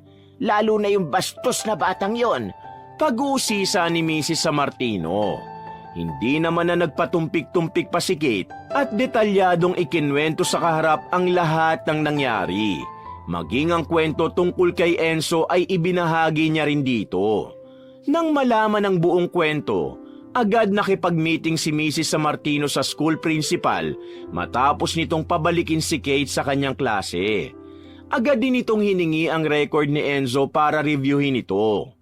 Isa pala sa sadya niya ng araw na yun sa eskwelahan ay ang pag-aproba sa mga magiging scholar sa susunod na taon. Hindi siyang nag-screen ng scholars noong nagdaang taon at ipinagkatiwala ito sa kanyang executive assistant dahil kamamatay lang noon ang kanyang mister. Subalit ngayong nakapagbabang luksa na siya, minarapat niyang siya mismo ang mag-screen sa mga magiging scholar ng eskwelahang pag-aari nilang mag-asawa. Are these documents accurate? Did you review all his requirements? Halos nanginginig na tanong ni Mrs. Sammartino sa principal. Yes, ma'am. Isa po si Lorenzo Mempin sa mga scholar natin ngayon, kaya lahat po ng dokumentong yan ay na-verify na po namin. Sagot naman ng may edad na ring principal sa kanya. Tahimik lamang ngunit nanginginig na nakikinig si Mrs. Sammartino sa kausap habang hawak ang kopya ng ID ng mga magulang ni Enzo. Maya-maya pa, muli niyang kinuha ang listahan ng mga scholar at agad na pinirmahan ang tabi ng pangalan ni Enzo, tanda na aprobado na rin ang scholarship nito sa susunod na taon. Mabilis din niyang nireview ang pangalan at dokumento ng iba pang aplikante sa pagiging scholar at nang matapos ay iniabot na nito ang kumpletong listahan sa principal. I want to meet this student and his parents. Maiksing sambit pa nito sa principal. Yes, ma'am. Bukas na bukas din po ipapatawag ko rito ang mga magulang ni Lorenzo Mempin. Kasama rin po siya. Tugon ng ginang na bagamat nagtataka kung bakit inaprubahan ang scholarship ni Enzo kahit pa may serious offense ito at kasalukuyang suspendido. Naiwang mag-isa si Mrs. Sammartino sa kanyang opisina, samantalang ipinatawag naman ng principal si Ma'am Vanji para iutos dito na ipagbigay alam sa mga magulang ni Enzo na ipinapatawag ito ng may-ari na kasama rin sila mismo. Nabanggit din ito kay Ma'am Vanji na kasama si Enzo sa naaprubahan na mabibigyan ng scholarship sa susunod na taon. Hindi naman ito nagustuhan ni Ma'am Vanji, kaya agad itong nagtungo sa opisina ni Mrs. Sammartino para questionin ang desisyon nito. Good morning, ma'am. Bungad ni Ma'am Vanji sa kaharap na may-ari. Yes? Maiksing tugon lang nito sa kanya. Ako po si Ma'am Vanji Tobias, class advisor ni Lorenzo Mempin. Ako rin po mismo ang nakahuli sa kanyang nangongodigo during exam sa subject ko. Dire-diretsyong pahayag nito. I know. Matipid pa ring sagot ng may-ari. Ma'am, I was informed na inaprubahan niyo raw po ang scholarship ni Mempin for next school year. Bilang class advisor, I recommend na bawiin niyo po yun. I don't think he deserves to be a scholar, lalo na po at nahuli siyang nandadaya during exam. Tahimik namang nakikinig lang si Mrs. Sammartino kay Ma'am Vanji, kaya nagpatuloy pa rin ito sa pagsasalita. Honestly, mukhang may pinagbanahan ng batang yon. Dahil balita ko, manloloko din ang tatay niya. And true enough, nung makita ko po ang mother niya, mukha ngang malandi.